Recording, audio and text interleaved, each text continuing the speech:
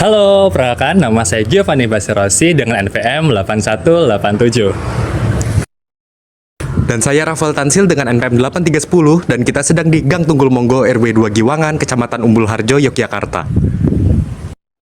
RW 2 Gang Tunggul Monggo, Kelurahan Giwangan, Kecamatan Umbul Harjo, Kota Yogyakarta, merupakan kawasan padat hunian yang dipenuhi rumah tinggal warga dan juga rumah kos. Aktivitas harian yang tinggi di kawasan ini berdampak langsung pada peningkatan volume limbah rumah tangga, khususnya di hunian kos yang dihuni mahasiswa dan juga pekerja pendatang. Meski di tingkat RW telah diterapkan program pemilahan sampah antara sampah basah dan juga sampah kering, pelaksanaannya di lingkungan kos belum berjalan secara konsisten. Secara umum, persoalan sampah juga menjadi masalah serius di Kota Yogyakarta. Berdasarkan pemberitaan media nasional Kompas, volume sampah harian di Kota Yogyakarta berada di kisaran 230 hingga 260 ton per hari. Pada momen tertentu seperti libur panjang dan musim wisata, sampah dapat meningkat hingga 300 ton per hari. Pemerintah Kota Yogyakarta melalui program Masjos atau Masyarakat Jogja Olah Sampah yang diberitakan di laman resmi Warta Jogja menargetkan pengurangan sampah hingga 60 ton per hari melalui pemilihan sampah di rumah tangga dan pengolahan sampah berbasis kelurahan. Data ini menunjukkan bahwa rumah tangga termasuk hunian kos memegang peran besar dalam menentukan berhasil atau tidaknya pengurangan sampah. Dalam kesempatan ini, kami bisa mewawancarai beberapa penghuni kos di salah satu kos di Gang Tunggul Monggo Giwangan, yaitu Putri, Windy, Enji, dan juga ibu kos sebagai pemilik kos. Para penghuni kos tersebut semuanya berasal dari Kulon Progo, Yogyakarta, dan sedang menempuh pendidikan di salah satu pendidikan di Yogyakarta. Sudah berapa lama Mbak tahu tentang program pemilahan sampah ini? Bulan lalu itu September. Ada inisiatif itu pemilahan sampah sendiri itu sebelum adanya proyek.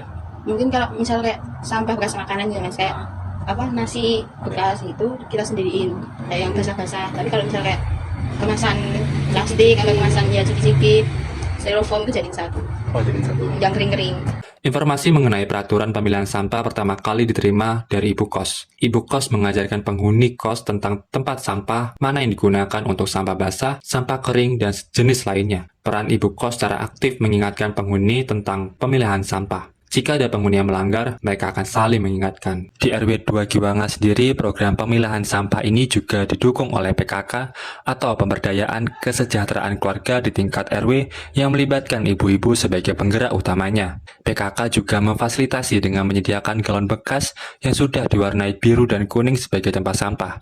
Biru menandakan sampah kering dan kuning menandakan sampah basah. Serta sistem pemilahan sampah telah disosialisasikan kepada warga. Namun berdasarkan keterangan warga dan juga penghuni kos, masih banyak anak kos yang belum disiplin dalam pemilahan sampah. Alasan yang sering muncul antara lain karena aktivitas yang padat, terburu-buru, kelelahan sepulang kuliah atau kerja, serta beranggapan bahwa sampah pada akhirnya tetap akan diangkut oleh petugas sampah. Di sisi lain, sejumlah pemilik kos berupaya aktif dalam menyediakan tempat sampah terpisah dan mengingatkan penghuni kos meskipun tidak semua dapat mengawasi secara penuh setiap hari. Ketidakkonsistenan pemilahan sampah ini menimbulkan dampak nyata di lingkungan sekitar, seperti munculnya bau tidak sedap dari sampah basah yang tercampur, meningkatnya potensi munculnya tikus, serta terganggunya kenyamanan warga yang tinggal di gang sempit sekitar kos. Jika kondisi ini berlangsung terus-menerus, bukan hanya lingkungan RW yang terdampak, tetapi juga sistem pengolahan sampah kota secara keseluruhan, karena sampah yang tidak dipilah akan memperberat proses pengolahan sampah di depo